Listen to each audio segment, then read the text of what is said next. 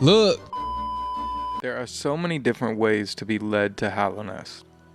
Whether it was the art style, a certain YouTuber, or just pure hollowness alone that caused you to wander this game, I'm sure you had the same experience most of us did. You hopped down into Forgotten Crossroads, did alright for a little bit, killed a few things, ran around, and then eventually died. It probably was one of the weird rooms or one of the challenges, and all that would have been fine. But then you started exploring somewhere else and ran into something else, just slightly challenging, and forgot about the heal mechanic and died again. And that's when you realize that you lose all your geo and all your currency. And that's when frustration can hit. And that's when a lot of people tune out of the game. I'm sure not everyone went through that, but it seems to me that most of the casual fan base of Hollow Knight seems to have quit fairly early on. And I always find that so interesting. At the same time, it's exactly what I did. Why do people come back to this game though? Outside of just the public opinion, there has to be some other reasons why people keep returning to this game. Now, many players may have not found the opening of Hollow Knight to be very difficult at all, but there's a certain point where you just can't keep that same energy anymore. Introducing the False Knight. And I know what you're thinking. Yes, this guy is a major pushover of a boss. I mean, he is the opening boss.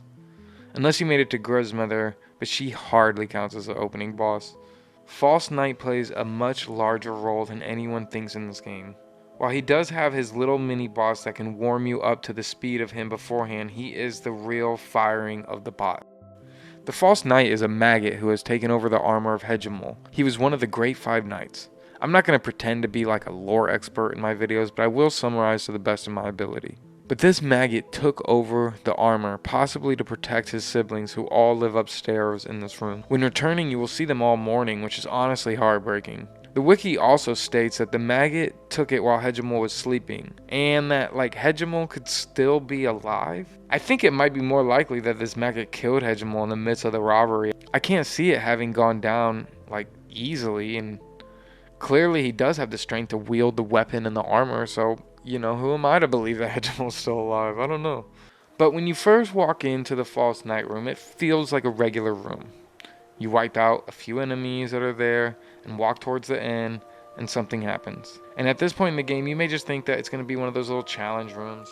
And, maybe just fight a few more enemies or something. But False Knight comes crashing down. False Knight is one of the larger bosses in the game, which I think is for a reason. It adds a lot of intimidation early on, and mixed with his speed at first, it can be really jarring for unexperienced players like myself. At the same time, you early on get this sense of comfort when you make it to the first knockdown portion of the fight. I think it's the squishy nature of him which takes the edge off. Maybe you need to get a heal in, or even just refocus after taking a hit and losing your sense of control for a few seconds. But you got a moment to breathe and realize that you got this, and you notice that this guy isn't quite as tough as he seems. Side note, does anyone think that there is some correlation to Undertale here? I played my first playthrough of that on live recently, and I thought that False Knight looks an awful lot like Greater Doggo. Dang, he's a little tiny guy. Whoa. It's so excited that it thinks fighting is just play. That's my dog. This is Banana. Look, this is literally Banana, you guys. Look. Look at him. Good boy. Ooh.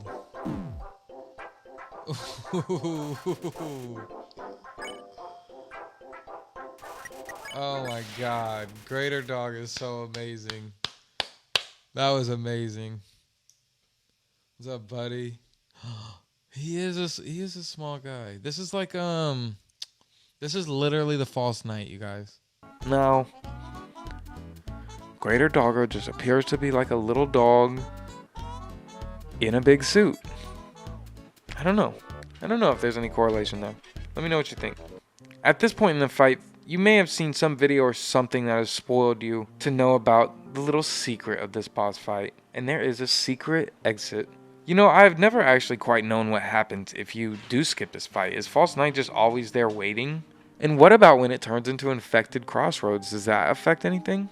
But regardless, you can skip this fight and totally ignore it, which in my opinion is not a good idea. If this fight is giving you any trouble at all, you're gonna just end up waiting a second anyway, and Hornet will come and mop the floor with you. But anyway, the phases don't change much throughout the fight if you continue to stay, which honestly is the biggest downside of the boss. The lack of actual moves it has. I say that as a Pantheon player, but back during my first playthrough I did not feel that way. Every boss was the hardest until I got to the next. Looking back now, even though False Knight seems very easy, he was the perfect opening boss for casual players.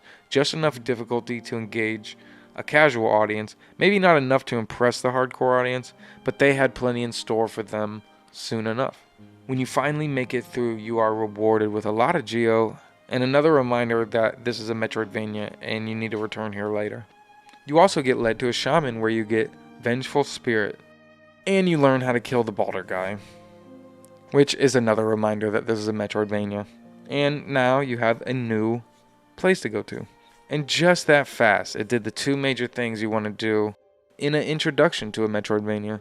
You show them spots they want to get to but can't, and then eventually grant them the tool needed, while also introducing a super engaging boss fight. After that, you are very easily driven to Hornet, then eventually City of Tears, and we all know what happens when you hit City of Tears. That's when you become truly hollow. But like in a good way, where Hollow Knight is your favorite game, and not like in a bad way where you can't think or do anything for yourself. False Knight isn't one of the most talked about bosses. Not many people even have him as one of their favorite bosses, if any.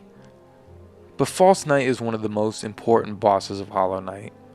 Even before people get to Hornet, False Knight is one of those boss fights that really hooks the people in. And more so in a casual standpoint.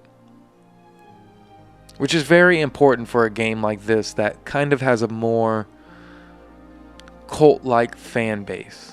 Metroidvanias never sold amazingly before this, and they still don't continue to sell great. But Hollow Knight broke through the mold with theirs. I want to give just a little bit of credit to False Knight for really hooking and reeling people in.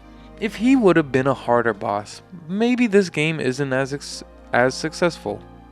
Either way, he was one of the most important bosses of Hollow Knight. Thank you all for watching, and have a good one. See ya.